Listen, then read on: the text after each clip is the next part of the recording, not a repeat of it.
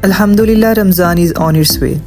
अगर रमज़ान आने से पहले कुछ ज़रूरी काम जैसे कि घर की डीप क्लीनिंग, किचन की क्लीनिंग ये सारे कर लिए जाएं तो रमज़ान की रहमतें और बरकतें समेटने के काबिल हम बहुत अच्छे तरीके से हो सकते हैं। So let's start today video. अस्सलाम वालेकुम, welcome back to my channel, welcome back to another new video. If you are visiting first time then do subscribe and don't forget to share to other. घर के carpets और rugs ये तो हमारे daily use में होते हैं। अगर रमज़ान आने से पहले इनकी अच्छी तरह से एक दफ़ा क्लीनिंग कर ली जाए तो हम इस तरफ से बिल्कुल टेंशन फ्री हो जाएंगे। आपके साथ एक तरीका शेयर करूंगी कि आप घर के रग्स, मैट्स और जो कारपेट्स हैं उनको धोए बगैर किस तरह चमका सकते हैं। तो किसी भी उसके लिए डीप से पॉट में मैंने नीम गर्म पानी में विनीगर, बेकिंग सोडा और लिक्विड डिटर्जेंट है वो ऐड करके अच्छे तरीके से मिक्स कर लिए। फिर जो कारपेट है उसको भी क्लीन करना बहुत ज़रूरी है कि ताकि इसमें जो डस्ट वगैरह और जितने भी उसके ऊपर पार्टिकल्स हैं ये सारे निकल जाएं। तो इसे किसी भी ब्रश से, जो घर में कपड़े धोने वाला ब्रश होता है ना, उससे आप क्लीनिंग कर लें, उससे बहुत अच्छी होगी। तो वैक्यूम के साथ ये होता है कि इसकी जो डस्ट है वो भी सारी ऐसे अच्छे तरीके से निकल आती है। ये देखें इसमें कितनी ज़्यादा डस्ट थी जो कि अब निकल चुकी है।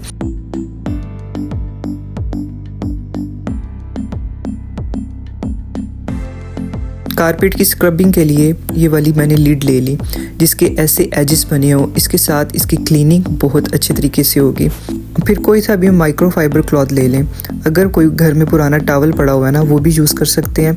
मेरे पास ये माइक्रोफाइबर क्लॉथ था तो मैंने इसको यूज़ किया है। अब जो पानी है इसको एक दफ़ा से फिर मिक्स किया है और इसमें वो क्लॉथ डाल के इसको अच्छी तरह से इसमें डिप कर लिया ताकि ये जो सारा इसमें सोल्यूशन है वो उसके ऊपर लग जाए।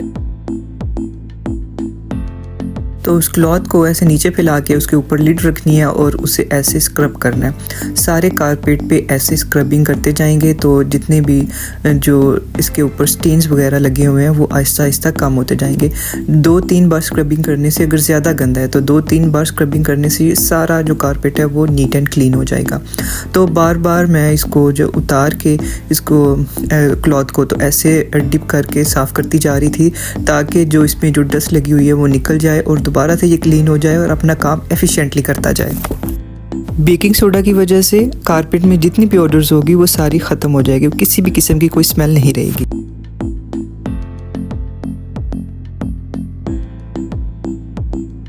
कारपेट्स के एजेस ज़्यादा गंदे होते हैं तो कॉन्टीन्यूसली ऐसे स्क्रबिंग करने से इसके एजेस क्लीन हो जाएंगे और किसी भी किस्म की कोई डस्ट और स्टेन इसके ऊपर नहीं रहेगी। एक बार इसकी अप टू डाउन क्लीनिंग करेंगे और एक बार इसको सर्कुलर मोशन में क्लीन करेंगे तो ऐसी इसकी क्लीनिंग बहुत अच्छे से होगी। तो कॉन्टीन्यूसली ऐसे स्क्रब करने से इसके सारे एजेस जो हैं वो बहुत ज़बरदस्त तरीके से साफ़ हो जाएंगे। देखिए पानी का कलर चेंज हो चुका है क्योंकि कारपेट पे जितनी भी डस्ट थी, जितनी भी मैल थी वो इसके ऊपर से उतर चुकी है। सारे कारपेट की अच्छे से क्लीनिंग हो गई है। अब इस पे कोई भी स्टेन, कुछ भी डस्ट नहीं रहा। तो लास्ट पे एक दफ़ा पूरे कारपेट को दोबारा से मैंने क्लीन किया। अब कारपेट की ये जो डिज़ाइनिंग है इसको साफ़ करने के लिए जो क्लॉथ है उसको मैंने हाथ में पकड़ के अच्छे तरीके से इसके ऊपर रगड़ा है। इसको ऐसे अपवर्ड्स और डाउनवर्ड्स मैं कॉन्टीन्यूसली रब करती जा रही थी और ये साथ साथ बहुत अच्छे तरीके से क्लीन होता जा रहा था।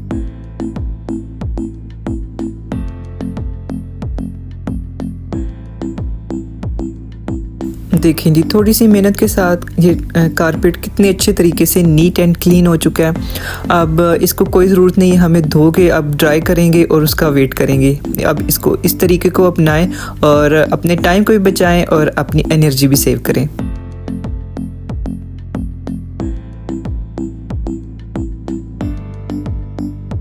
किचन मॉड्यूलर है या नॉन मॉड्यूलर, अगर हर चीज़ को ऑर्गेनाइज करके रखा जाए तो हर चीज़ देखने में खूबसूरत, आसानी से अवेलेबल और स्टोरेज स्पेस मैक्सिमाइज हो जाती है। एक ऑर्गेनाइज्ड किचन हमारे डेली कामों को आसान और स्ट्रेस फ्री बना देता है।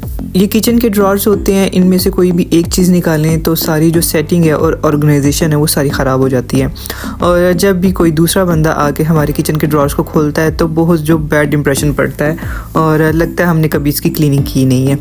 तो आज इसके हवाले से कुछ आइडियाज़ शेयर करूँगी जिसकी वजह से ये ड्रॉर्स बिल्कुल ऑर्गेनाइज रहेंगे और जितनी भी इसमें चीज़ें पड़ी हुई थी वो मैंने सारी निकाल ली।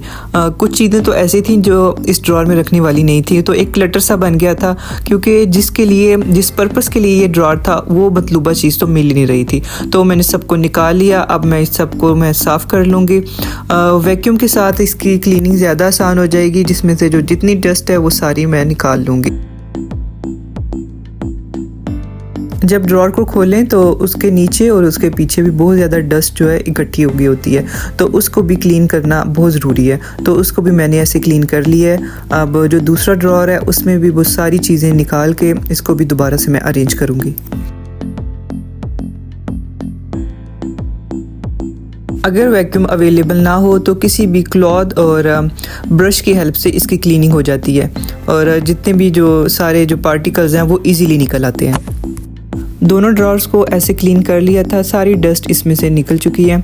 अब मैंने इसको स्प्रे किया और एक क्लॉथ की हेल्प से इसकी अच्छे से क्लीनिंग की है, इसके एजेस की, और इसमें जितने भी ज़्यादा स्टेन लगे होंगे और इसके बाहर हैंडल पे जो इसको हम पकड़ते हैं तो इस पर भी निशान लग जाते हैं, इसको भी अच्छे तरीके से साफ़ किया और सारे जो स्टेन वगैरह वो उतर गए थे।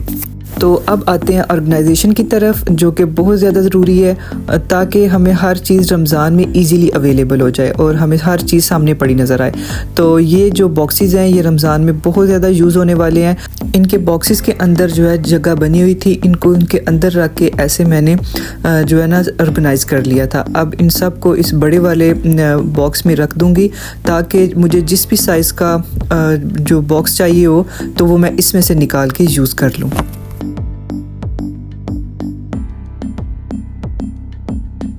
अब ये फूड स्टोरेज वाले बॉक्सेस हैं वो इस कलर के, ट्रांसपेरेंट कलर के ये बेस्ट होते हैं ताकि इसमें जो भी चीज़ हमने रखी हुई हो तो वो हमें इजीली सामने नज़र आ जाए कि इसमें कौन से बॉक्स में कौन सी चीज़ है।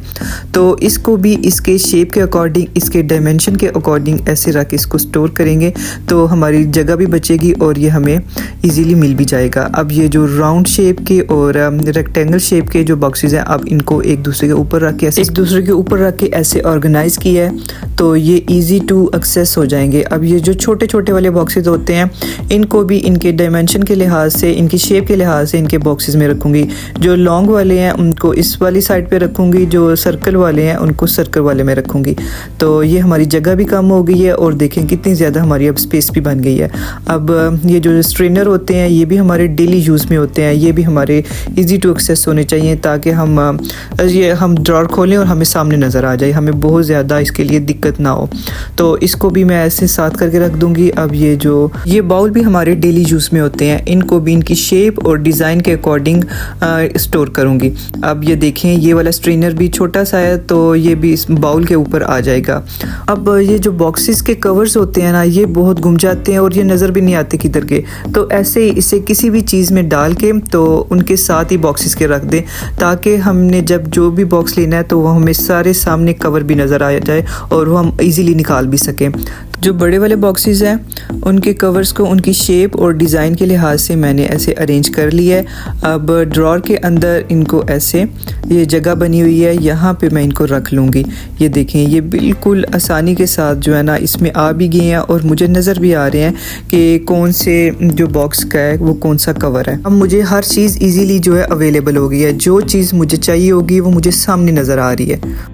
तो अब मैं अपना दूसरा ड्रॉर ऑर्गेनाइज करती हूँ। तो इसके लिए ये मेरे पास बॉक्स पड़ा हुआ था, मैंने इसे ऑर्गेनाइजेशन के लिए रख लिया। चीज़ों को बंद करने के लिए जो क्लिप्स होते हैं वो मैंने इसमें रख दिए थे और इसमें मैंने वो तमाम चीज़ें रख दी जो डेली यूज़ में होती हैं और मुझे वो बार बार ढूंढनी ना पड़े और मैं ऐसे ड्रॉर खोलूँ तो मुझे सामने पड़ी नज़र आए। और मैंने इनको ऐसे रखा था कि मैं एक चीज़ निकालूँ और दूसरी ख़राब ना हो जाए, बस हर चीज़ जो है ना वो ऑर्गेनाइज रहे। मेजरिंग स्पून्स जो है ना अक्सर बिखर जाती हैं तो उनको ना ऐसे रबर बैंड लगा के ना फिक्स कर लिया है।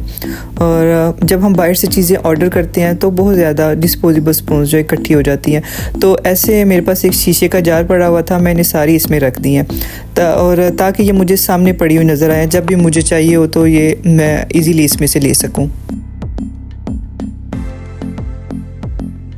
चिकन या मीट उसके कटिंग के लिए नाइफ़ जो है वो मैंने सामने रख लिया। हम अक्सर होल चिकन लाते हैं तो उसके लिए मुझे जब भी ये नाइफ़ चाहिए हो तो मेरे लिए इजीली सामने पड़ी नज़र आए। कुछ डिस्पोजेबल जो नाइफ़ हैं और स्पून है उनकी लेंथ ज़्यादा है, तो उसके लिए मैंने इस बॉक्स को रख लिया। तो ये कॉयल जो है ये अक्सर मुझे स्मोक देने के लिए खानों में चाहिए होता है, तो वो भी मैंने इसको एक साइड पे ऐसे करके रख लिया है। तो ये सारी चीज़ें जो है ना अब मेरे सामने आ गई और मुझे पता चल रहा है कि कौन सी चीज़ किधर है। हीट रेजिस्टेंट पैड्स जो है ना ये भी हमारे किचन में बहुत ज़्यादा ज़रूरी हैं। जब हम ओवन वगैरह में से कोई चीज़ निकालते हैं तो इसका बहुत ज़्यादा इस्तेमाल होता है, तो इसको भी ऐसे मैंने सामने रख लिया।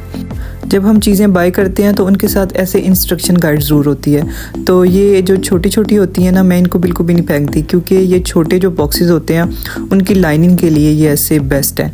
तो इसमें से ऐसे मैं एक पेपर निकाल के इसको ऐसे बॉक्स में लाइनिंग के लिए बना लेती हूँ। तो इसमें अब जो छोटी छोटी चीज़ें होंगी वो मैं इसमें रख लूँगी ताकि वो भी मुझे ईजी टू एक्सेस हो जाए।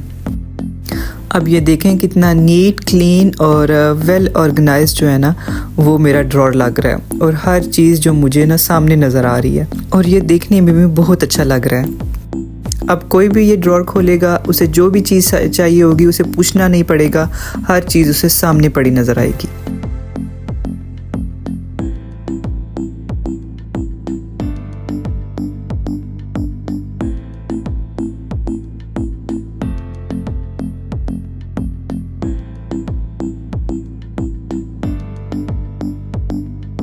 अब अपने लास्ट ड्रॉर को ऑर्गेनाइज़ करती हूँ। इसमें जितने भी ज़्यादा स्पून और जो चम्मच हैं जो हमारे डेली यूज़ में होते हैं तो वो उसमें है, तो उनकी जगह भी सारी ख़राब हो चुकी है, तो उसको भी अब मैं साफ़ करती हूँ। तो उसको भी सबसे पहले मैंने वैक्यूम कर लिया था। किचन में ऐसे सेक्शंस वाले ऑर्गेनाइज़र काफ़ी ज़्यादा हेल्पफुल होते हैं। अगर ये आपके किचन में नहीं है तो आप इनको बाय करके ऐसे अपने ड्रॉर में रख सकते हैं, और ये रिमूवेबल भी होते हैं, और इनको निकाल के इनकी जो नीचे वाली साइड है, जो नीचे वाला ड्रॉर का हिस्सा है, उनको हम क्लीन कर सकते हैं। ये डिफरेंट साइज़ और डिफरेंट कलर्स में भी अवेलेबल होते हैं।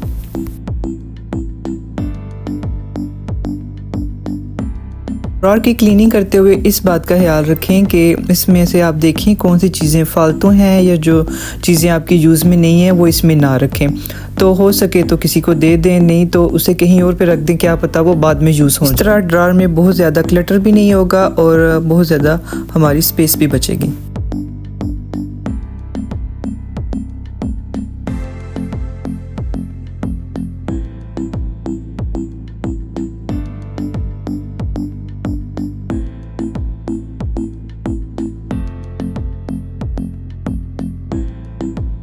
Today's cleaning tips and organization ideas. I hope you enjoyed and liked. If you liked it, then do subscribe my channel and don't forget to press bell icon for the notification of new upcoming videos. Take care of yourself. Allah Hafiz.